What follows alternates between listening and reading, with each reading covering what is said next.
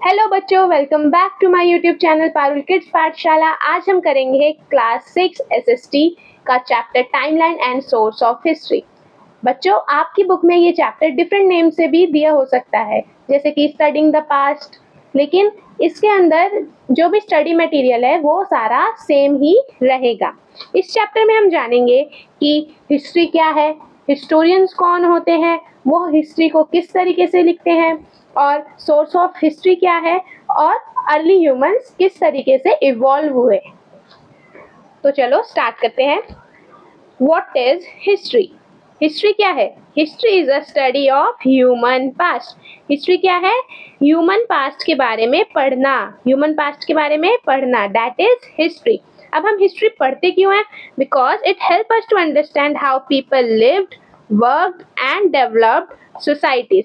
क्यों? क्योंकि ये हमें इस चीज को समझने में मदद करता है कि लोग पहले किस तरीके से रहते थे, काम करते थे, और कैसे उन लोगों ने डेवलप किया। अब according to historian E.H. Carr, history is a dialogue between present and past. E.H. Carr के अकॉर्डिंग हिस्ट्री क्या है? एक डायलॉग है प्रेजेंट टाइम और पास्ट टाइम के बीच में। अगर हम सिंपल लैंग्वेज में बोले तो हिस्ट्री क्या है? Study of human past.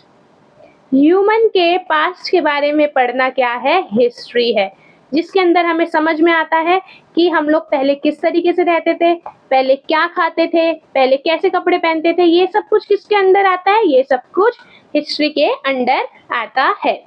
Now terms used in book. First is geologist. Geologist कौन होते हैं? Geologists are the person who study physical features of earth like soil, stones, mountain, etc. Geologist कौन होते हैं? जो अर्थ के फिजिकल फीचर्स को पढ़ते हैं, जैसे कि soil, stones, mountain, etcetera. Palaeontologist, those who study remains of plants and animals or humans. Or in short form we can say that those who study fossils.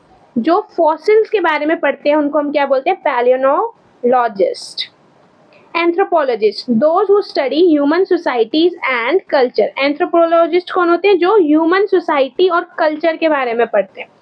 Archaeologist, those who study past by digging up remains left behind such as tools, pots, toys, bones, extra. Archaeologist कौन होते हैं? Archaeologist वो होते हैं जो हमारे past के बारे में पढ़ते हैं, कैसे? अर्थ को डिग करके, अर्थ को खोद कर जो भी उसमें से सामान निकलता है, सपोज उसमें से यहाँ टूल निकले, तो अब इस टूल के आधार पर वो जो पास्ट के बारे में पढ़ेंगे, समझेंगे, बताएंगे, वो कौन होते हैं? Archaeologist. Epigraphist, those who study ancient inscription. Epigraphist कौन होते हैं? Those who study ancient inscription. जो पुराने इंस्क्रिप्शंस को पढ़ते हैं उन्हें हम कौन बोलते हैं? उनको हम क्या बोलते हैं? एपिग्राफिस्ट। जेनेटिक्स, जेनेटिक्स क्या है? एक बायोलॉजी की ब्रांच है जिसमें हम ये पढ़ते हैं कि कुछ features, that is how certain features and characteristic pass from one generation to another.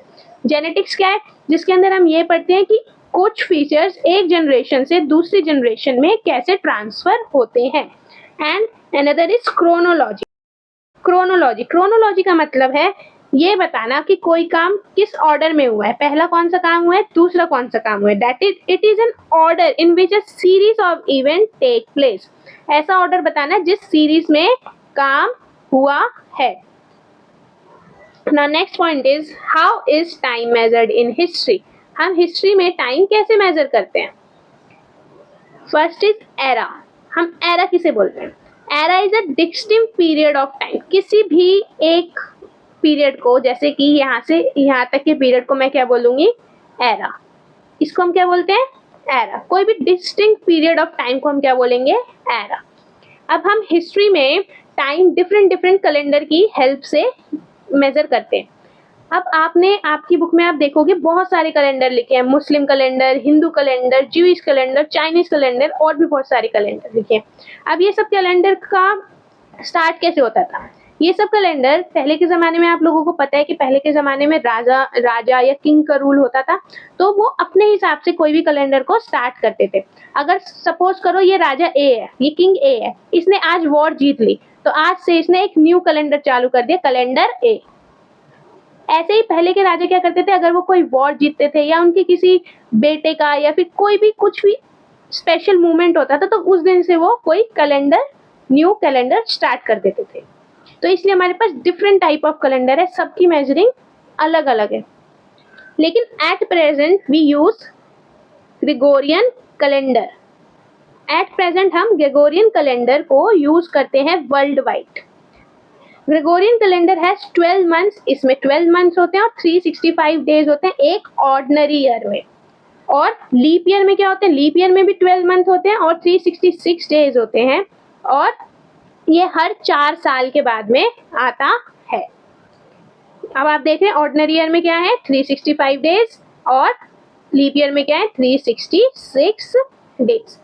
इस बात को ध्यान रखना है। फिलिंग द ब्लैंक्स एमसीक्यू में क्वेश्चन आता है कि एट प्रेजेंट हम क्या यूज, कौन सा कैलेंडर यूज करते हैं, तो एट प्रेजेंट हम ग्रेगोरियन कैलेंडर यूज करते हैं। ग्रेगोरियन कैलेंडर में कोई भी 0 ईयर नहीं है, वहां पे 1 BCE के बाद में सीधा 1 CE है, कोई भी 0 ईयर नहीं है, ये बात आप सब ध्यान रखेंगे। और जो बाकी और जो कैलेंडर है जैसे हिंदू, मुस्लिम, ज्यूइश, चाइनीज और भी और जो कैलेंडर हैं, उन सबको हम डेट्स को और कोई ऑस्पिशियस इवेंट को कैलकुलेट करने के लिए यूज करते हैं। ऑस्पिशियस इवेंट क्या होता है, शुभ मुहूर्त। कोई भी शुभ मुहूर्त को कैलकुलेट करने के लिए या फेस्टिवल्स की डेट निकालने के लिए हम ये कैलेंडर्स यूज करते हैं। Now next is what is timeline. Timeline क्या है? It is a convenient tool to mark such event as it shows a sequence of dates and events covering any particular period. Timeline क्या है? Timeline है एक convenient tool जो कि हमको help करता है कि हम इवेंट्स को उनके सीक्वेंस के अकॉर्डिंग मार्क करें। For example this is our timeline. हमने इसको सपोज कर लिया, हमें 1 से 5 तक के बीच का ना सब कुछ बताना है कि कौन कौन से इवेंट हुए थे, तो हम इस टाइमलाइन में मार्क कर देंगे कि 2 पे बर्थ हुआ था, 3 पे एजुकेशन ली थी और 4th पे डेड हो गए। तो ये क्या है, ये हमारा क्या है, एक टाइमलाइन जिसमें हमने अपनी कन्वीनियंस के हिसाब से एक गिवन पीरियड के अंदर जितने भी इवेंट्स हुए थे वो हमने क्या कर दिए, मार्क कर दिए। Now importance of timeline. हम टाइमलाइन बनाते क्यों हैं? It help us to arrange historical event chronologically. आप देख रहे हो इसमें हमें क्या हेल्प होती है कि हम इवेंट्स को क्रोनोलॉजिकली अरेंज कर सकें।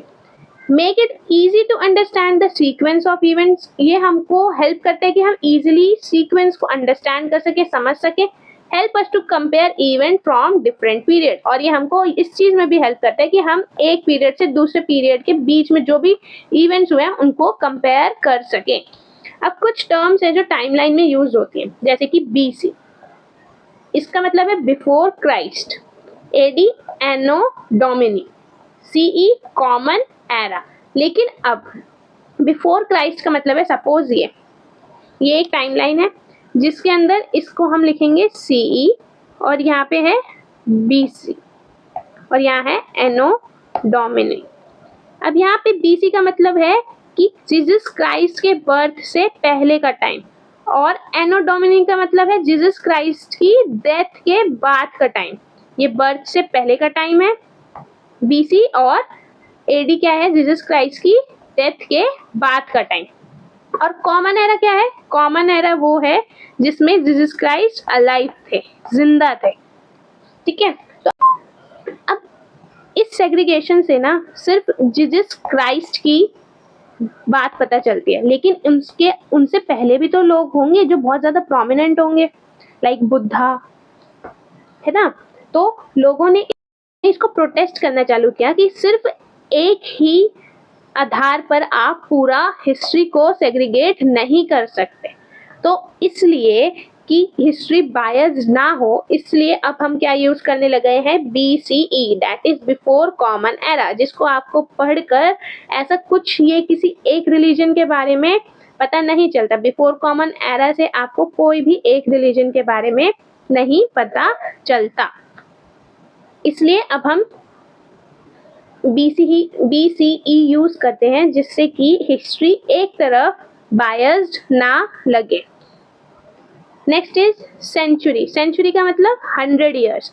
डिकेड का मतलब 10 ईयर्स। मिलेनियम का मतलब 1000 ईयर्स। बच्चों, आज की क्लास हम यहीं तक रखते हैं। मिलते हैं दूसरी क्लास में। Till then please like, subscribe my YouTube channel and press the bell icon for more new updates.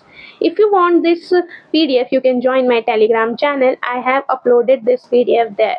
Thank you.